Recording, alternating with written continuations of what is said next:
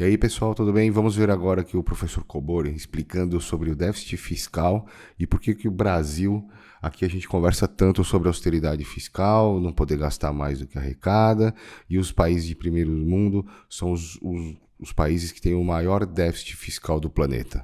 Vamos lá. Cobori, toda vez que a gente ouve os debates do plenário, quando se fala a respeito de responsabilidade fiscal, arcabouço fiscal, teto de gastos, sempre vem aquela associação, aquela ideia de que todo investimento em melhorias, em benefícios para a população mais carente, classe média, é traduzido como gastança, inflamando a máquina pública e que isso reduziria a credibilidade das dívidas brasileiras para os investidores.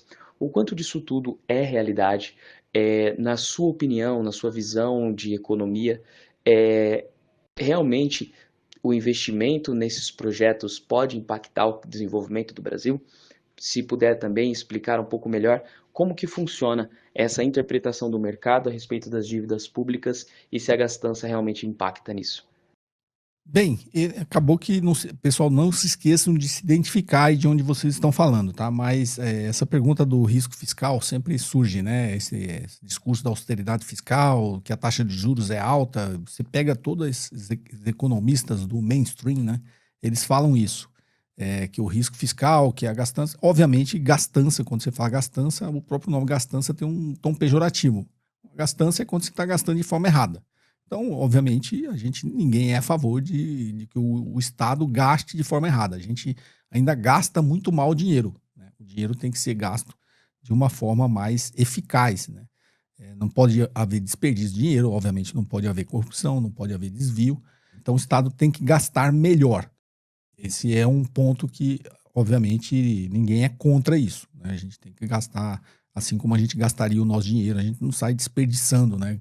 Pagando mais caro em coisas que a gente consegue comprar mais barato, e desperdiçando dinheiro. Então, obviamente, o Estado precisa gastar melhor, né? Isso é indiscutível. Mas a grande questão da discussão sobre economia não é nem se está gastando bem ou mal, é que ele não pode, teoricamente, gastar mais do que arrecada, e aí vem essa discussão do superávit primário, do déficit fiscal, e aí são discussões um pouco mais teóricas, né? Então, quando a gente entra nesse campo, o que eu tenho falado, e para quem me acompanha ultimamente, você pegar as duas maiores potências econômicas do mundo, que é os Estados Unidos e a China, eles têm déficit fiscal há 40 anos, ou seja, há 40 anos eles gastam mais do que arrecada. E aí existe sempre a comparação, né? Você pega esse pessoal, eu estava falando lá dos econocoaches, né? Das críticas ao Drex, né? Ao PIX. Então, quando você tira esse pessoal da escola austríaca, infelizmente eles dominam aqui a internet, né? Mas você tira esse pessoal da escola austríaca, né? Os anarcocapitalistas, quando você tira eles da sala e fica só os adultos, existe uma discussão entre o liberalismo, né? Que defende muito isso aí, o neoliberalismo, né? Que defende muito isso aí, e em geopolítica eu tenho explicado que por que eles defendem muito isso aí, capitaneado, né, pelos Estados Unidos, desde a ascensão do neoliberalismo, né, de pregar essa austeridade fiscal para os países periféricos, né, do capitalismo periférico, né, não do capitalismo, porque o capitalismo central sempre tem déficit fiscal, né? Eles pregam a austeridade fiscal para o capitalismo periférico.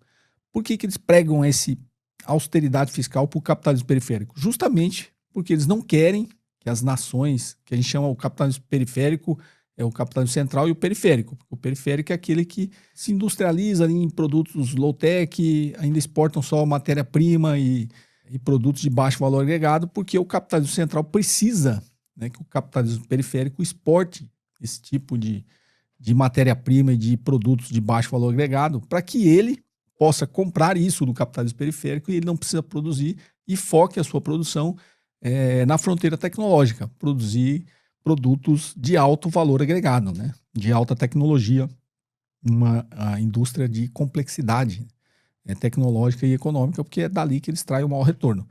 Só que para ele poder focar nisso, ele precisa de países, né, produzindo para eles esses produtos de baixo valor agregado e matéria-prima, exportar matéria-prima.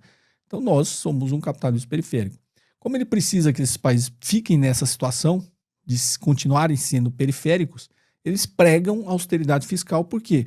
Porque se esses países periféricos adotarem austeridade fiscal, eles não vão ter como investir no desenvolvimento da sua economia, né? Que é um investimento estatal em ciência e tecnologia que leva uma nação para o outro patamar, para esse patamar de caminhar em direção à fronteira tecnológica.